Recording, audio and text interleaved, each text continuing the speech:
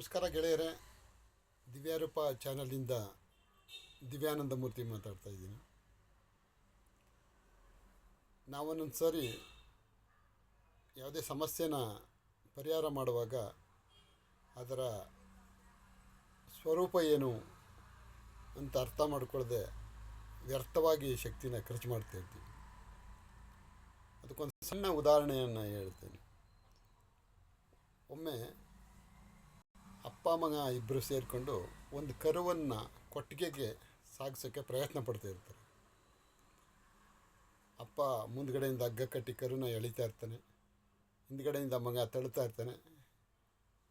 ಆ ಕರುವನ್ನು ಕೊಟ್ಟಿಗೆಗೆ ಸಾಗಿಸುವ ಪ್ರಯತ್ನ ನಿರಂತರವಾಗಿ ಮಾಡ್ತಾ ಇರ್ತಾರೆ ಅವರು. ಯಾಕೆಂದರೆ ಕರು ತನಗೇನು ಬೇಕೋ ಅದು ಮಾಡ್ತಾ ಇರುತ್ತೆ. ಅದು ತನ್ನ ಕಾಲುಗಳಿಗೆ ಶಕ್ತಿಗಳನ್ನ ತುಂಬಿಕೊಂಡು ಅವ್ರು ಎಷ್ಟೇ ಎಳೆದ್ರೂ ತಳ್ಳಿದ್ರೂ ಕೂಡ ಜಗ್ಗದೆ ನಿಂತ್ಕೊಂಡಿರುತ್ತೆ. ಅವರು ತಮ್ಮ ಸಾಹಸ ಮುಂದುವರಿಸ್ತಾನೆ ಇರ್ತಾರೆ. ಇದನ್ನು ಕಂಡ ಆ ಮನೆಯ ಕೆಲಸಗಾರ್ತಿಯೊಬ್ಬಳು ಬಂದು ಭಾಳ ಸರಳವಾಗಿ ಆ ಕರುಗೆ ಏನು ಬೇಕು ಅನ್ನೋ ಯೋಚನೆ ಗೊತ್ತಿದ್ದ ಆಕೆ ಆ ಕರುವಿನ ಬಾಯಿಗೆ ತನ್ನ ಬೆರಳನ್ನ ಹಾಕ್ತಾಳೆ. ಕರು ಆ ಬೆರಳನ್ನ ಚೀಪಕ್ಕೆ ಶುರುವಾಗುತ್ತೆ. ಅವಳು ಭಾಳ ಸುಲಭವಾಗಿ ಹಂಗೆ ಕರುನ ಕೊಟ್ಟಿಗೆಗೆ ಸಾಗಿಸ್ತಾಳೆ. ನೋಡಿ, ಇವರು ಎಷ್ಟು ತಮ್ಮ ದೈಹಿಕ ಶಕ್ತಿಯನ್ನು ಉಪಯೋಗಿಸ್ತಾಯಿದ್ರು. ಆ ಕರು ಅದಕ್ಕೇನು ಬೇಕು ಅಂತ ಇವ್ರು ತಿಳ್ಕೊಂಡಿರಲಿಲ್ಲ. ಇವ್ರಿಗೇನು ಬೇಕೋ ಅದು ಮಾಡ್ತಾಯಿದ್ರು. ಆದರೆ ಕರು ತನಗೇನು ಬೇಕು ಅನ್ನೋದ್ರ ಕಡೆ ಅದರ ಆಸಕ್ತಿ ಇತ್ತು. ಆ ಕೆಲಸಗಾರ್ತಿ ಆ ಕೆಲಸ ಮಾಡಿದ ಮೇಲೆ ಅದು ಭಾಳ ಸುಲಭವಾಗಿ ಕೊಟ್ಟಿಗೆಗೆ ಹೋಯಿತು. ಇದರಿಂದ ನಾವು ಗಮನಿಸಬೇಕಾದ್ದು, ಕೆಲವು ವೇಳೆ ನಾವು ನಮ್ಮ ಮೂಗಿನ ನೇರಕ್ಕೆ ಯೋಚನೆ ಮಾಡ್ತಿರ್ತೀವಿ. ನಮಗೆ ನಾವೇ ಸರಿ, ನಮ್ಮ ಇಷ್ಟದಂತೆ ಎಲ್ಲ ನಡಿಬೇಕು ಅನ್ಕೋತೀವಿ. ಕೆಲವು ವೇಳೆ ಆಗಲ್ಲ. ಒಬ್ಬ ಸಿರಿವಂತ ಭಾಳ ದೊಡ್ಡದಾದ ಉಪ್ಪರಿಗೆಯ ಮನೆಯನ್ನು ಕಟ್ಟಿರ್ತಾನೆ. ಅಂತಸ್ತುಗಳ ಮೇಲೆ ಅಂತಸ್ತುಗಳು ಮನೆ.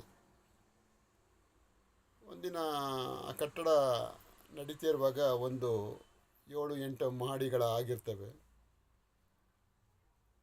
ಸಂಪೂರ್ಣವಾಗಿ ಮನೆ ಕೆಲಸ ಎಲ್ಲ ಮುಗಿದ ಮೇಲೆ ಬಂದು ತನ್ನ 8ನೇ ಮಹಡಿ ಹತ್ರ ಮೇಲೆ ಹೋಗಿ ಎಲ್ಲ ವೀಕ್ಷಣೆ ಮಾಡಿ ನೋಡ್ತಾನೆ.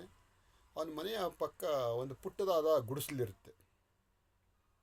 ಎಲ್ಲರನ್ನೂ ಕೇಳ್ತಾನೆ, ಅಕ್ಕಪಕ್ಕದ ಕೆಲಸಗಾರರವ್ರನ್ನೆಲ್ಲ, ಈ ಗುಡಿಸಲು ಯಾರ್ದು ಅಂತ. ಈ ಗುಡಿಸಲಲ್ಲಿ ಒಬ್ಬಳು ವೃದ್ಧೆ ವಾಸವಾಗಿದ್ದಾಳೆ ಅಂತ ಅವ್ರು ಹೇಳ್ತಾರೆ. ಕೂಡಲೇ ಆ ವೃದ್ಧೆಯನ್ನು ಕರ್ಕೊಂಬನ್ನಿ ಅಂತ ಹೇಳಿ ಕರೆಸ್ತಾನೆ.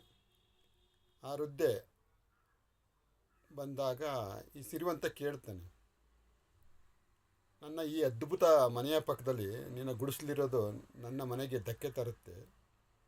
ನಾನು ನಿನಗೆ ಎಷ್ಟು ದುಡ್ಡು ಬೇಕೋ ಕೇಳು, ಆ ಗುಡಿಸಲನ್ನ ನನಗೆ ಮಾರಿಬಿಡು. ನಾನು ಅದನ್ನ ಡೆಮಾಲಿಷ್ ಮಾಡಿಸಿ ನನಗೆ ಬೇಕಾದಂಗೆ ನಾನು ಅಲಂಕಾರ ಮಾಡ್ಕೋತೀನಿ ಅಂತ. ಅದಕ್ಕೆ ಆ ವೃದ್ಧೆ ಕೊಟ್ಟ ಉತ್ತರ, ಗೆಳೆಯರೇ, ನಿಜಕ್ಕೂ ಭಾಳ ಯೋಚನೆ ಮಾಡುವಂಥದ್ದು ಮತ್ತು ಭಾಳ ಅರ್ಥಪೂರ್ಣವಾದದ್ದು ಗೆಳೆಯರೇ. ಆ ವೃದ್ಧೆ ಹೇಳ್ತಾಳೆ, ನೋಡಿ ಸಿರಿವಂತನೇ, ನಿನ್ನ ಮನೆ ಎಷ್ಟೋ ಕಟ್ಟಿರ್ಬೋದು, ಅದು ನಿನ್ನ ಇಷ್ಟ. ನನ್ನ ಮನೆಯಲ್ಲಿ ನಾನು ನನ್ನ ಪತಿ ಸುದೀರ್ಘಕಾಲ ಸುಂದರವಾದ ಜೀವನವನ್ನು ನಡೆಸಿದ್ದೀವಿ. ನನ್ನ ಪತಿ ನನ್ನಿಂದ ಇಂದು ಅಗಲಿ ಹೋಗಿದ್ದಾರೆ. ಆದರೆ ಅವರು ನಾನು ಕಳೆದ ದಿನಗಳ ಸವಿನೆನಪುಗಳು ಆ ನನ್ನ ಪುಟ್ಟ ಗುಡಿಸಲಿನಲ್ಲಿ ತುಂಬಿಕೊಂಡು, ನನ್ನ ಆ ಗುಡಿಸಲೇ ನನಗೆ ಸ್ವರ್ಗ ಸದೃಶವಾದ ಸ್ಥಳವಾಗಿದೆ. ಆ ನನ್ನ ಪತಿಯ ನೆನಪಿನಲ್ಲೇ ನಾನು ಸುಂದರವಾಗಿ ಜೀವನ ಕಳೀತಾ ಇದ್ದೀನಿ. ಅದರಿಂದ ಯಾವುದೇ ಕಾರಣಕ್ಕೂ ನನ್ನ ಗುಡಿಸಲು ಮಾರಾಟಕ್ಕಿಲ್ಲ.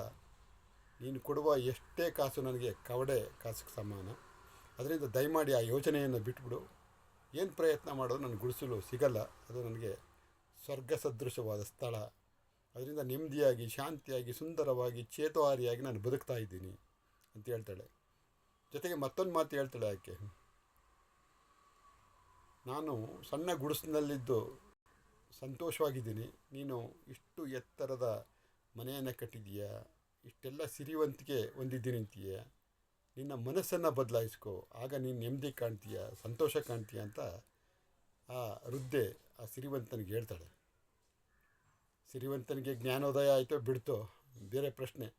ಆದರೆ ಕೆಲವು ವೇಳೆ ನಿಜ ಅಲ್ವ ಸ್ನೇಹಿತರೆ, ನಮ್ಮ ಜೀವನಕ್ಕೆ ಅವಶ್ಯಕತೆ ಆದದ್ದು ಮತ್ತು ನಮ್ಮ ಮನಸ್ಸಿಗೆ ಸಂಬಂಧಪಟ್ಟಂಗೆ ನಮ್ಮ ಮನಸ್ಸಿಗೆ ಖುಷಿಯಾಗೋ ರೀತಿ, ನಮ್ಮ ಆತ್ಮಸಾಕ್ಷಿಗೆ ಖುಷಿಯಾಗೋ ರೀತಿ ನಮ್ಮ ಯಶಸ್ಸು, ನಮ್ಮ ಸಂತೋಷ, ನಮ್ಮ ಮಾನದಂಡಗಳನ್ನ ಅಳವಡಿಸ್ಕೊಂಡಿರುತ್ತೆ.